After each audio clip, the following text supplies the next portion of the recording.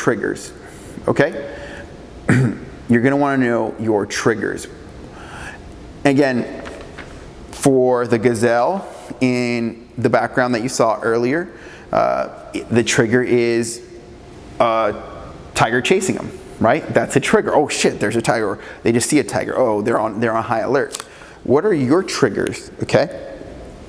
For example, maybe if somebody was in this room right now, if they just walked in and I wasn't sure how I felt about them and I wasn't sure what they were thinking about me, that might trigger a little bit of insecurity in me. Maybe not a lot, but enough to take me off focus. Maybe just enough to throw me off just ever so slightly. Does that make sense? That's a type of trigger, okay? You can set up triggers to improve your overall thinking. Brendan Burchard says that every time he walks through a doorway, he says, I'm gonna bring the joy.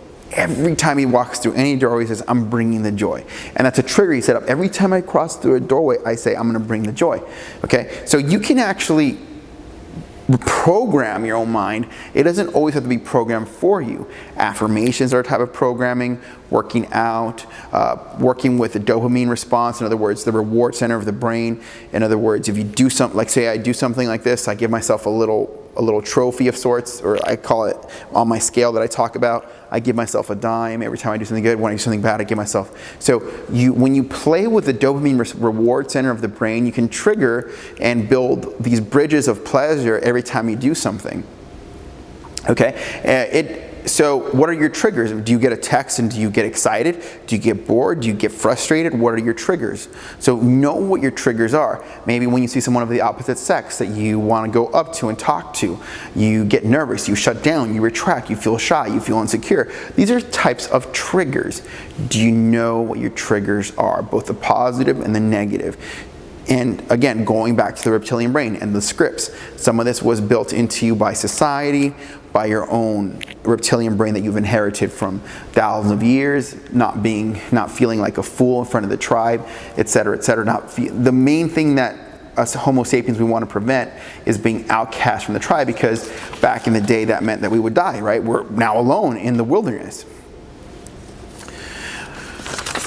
You've been hearing me talk about it. The question is now, what is the reptilian brain? The reptilian brain is the lower part of the brain here, and the prefrontal cortex is up top. The prefrontal cortex fires off, from memory, let's just say it's slower than the bottom. I don't want to give you a wrong number, but it's about half the speed slower than the reptilian brain. The reptilian brain fires off very fast, and it's a fight or flight response. The prefrontal cortex is intelligent, but it actually works slower than the reptilian brain. Again, fight or flight. There's a tiger. Oh shit! You're gonna run, right? It didn't say that's a tiger. I wonder what it likes to eat. I wonder if it likes what I'm wearing. See, that's a prefrontal cortex thing, right? I wonder who owns a tiger. Right? You see a tiger, fuck. You immediately fear, right? Because it's that fast. And so understand that the reptilian brain is very powerful because its main objective is to survive. And so as you understand this thing, I hope that you're starting to see the line between retraction and expansion, where if you're retracting, you could say it's trying to flee, it's trying to close off and be safe. If you're expanding, you can say that's the courage muscle, and you're saying fight, right? Express, connect, engage. Next question that you want to, am I living in my head, overanalyzing, being neurotic, or in flow? That's a question you want to ask yourself when in doubt, okay? In other words, prior to making this video, I was overanalyzing, being neurotic, and right now I'm in a state of flow. After I'm done with this video, I'll make a gratitude video, and then I'll get ready to close off for the day. I've met some of the most important objectives in my day and get ready for tomorrow, right? But I would not have felt with this good of a win for the day, this way of just proud of myself for closing off the day like this, had I continued to overanalyze and be neurotic. Ask yourself again, when in doubt, and it's going to be difficult. Come back to this video, think about it, write it down. This stuff does take work. You're not going to just get it in one day. Understand that courage is based on your own perspective. understand that courage is based on your own perspective, okay? Meaning, as you see here, there's bears fighting. Now, let's just say that bear here, let's pretend you were this bear right here, the one right there that just stood up. Let's pretend that was you, okay? Well, maybe the birds that just flew by, right, are thinking, man, that bear is not courageous, right? But to the bear that is fighting, he's very courageous, or he's very much in a state of flow or fighting or doing his best. The courage ultimately is up to you to decide if you are in fact expanding at a good enough rate for you.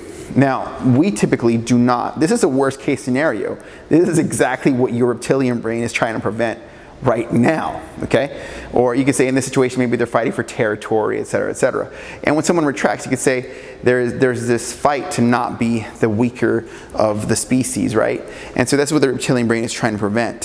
So now, keep that in mind as you go through life, that your level of courage and your level of transcendence and becoming a higher, more evolved human being is going to be ultimately relative to your own acceptance, fulfillment, overall metrics that you yourself decide are valid to you. Myself or no one's going to be able to give them to you. And lastly, which is connected to what I just said, is trust yourself. This is ultimately the highest level of confidence, okay? As I told you prior to making this video, just in today's example, I wasn't sure as to what I was going to say or how I was going to say it, or if I was going to deliver the message. As you've seen in some of the ideas and constructs from the reptilian brain, the speed of the prefrontal cortex, this is an advanced concept, expansion or retraction. We much more readily like to believe that these things, these human responses, we could kind of write them off as to like nerves, or, oh, I'm nervous, right? But on a deeper level, when you dissect things like the scripts that our parents gave us, the reptilian brain, our neuroses, our own intelligence, when you see it as a more complicated dance, it's somewhat intimidating to talk about. And it's even kind of more intimidating to unpackage and see if you can apply it for yourself. But I can assure you that there is a certain level of power in understanding these concepts for you, because in this level of consciousness and expansion, you can come into any situation and see the levers that are being played in any environment. You can see, is this person retracting, expanding? Are they counting on intimidation to trigger the reptilian brain? Are they trying to trigger my reptilian brain? What level of education does this person have, and what does this mean about them and their agenda? These are the questions you start unpacking and seeing come to fruition once you look at this subject. And again, it seems very, very trivial at first, but as you open the Pandora's box, you see a very profound power that comes into understanding the complexity of the human mind in yourself and in that of the human tribe. The hardest thing to work with in a situation like this is not taking any action, not taking any understanding of whether you retract or expand, or the reptilian brain, or anything, neuroses, complexes, not understanding the scripts that you've inherited from your parents and their own insecurities.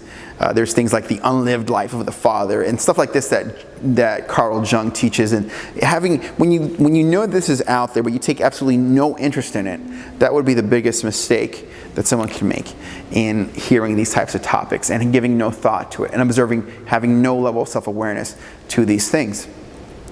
I'd love to hear what you have to say. This was a challenging one for me. Probably one of my more challenging videos, because I myself started studying the reptilian brain only in 2014 and to this point. So my connection, the newness of this subject was very challenging. What are your thoughts on this concept of retraction and expansion, and where do you see yourself? And what did you learn from this video? I'd love to hear your comments. Subscribe and share it with some of your friends that you think you'd like to discuss these concepts. I guarantee you have a great time. They could actually really have something to offer in a setting like over a beer or whatever it is that you want to do, or over some pancakes, maybe even over a steak, like a true alpha predator. You have a good one. This is Jacob Adams. Have a good night. Bye.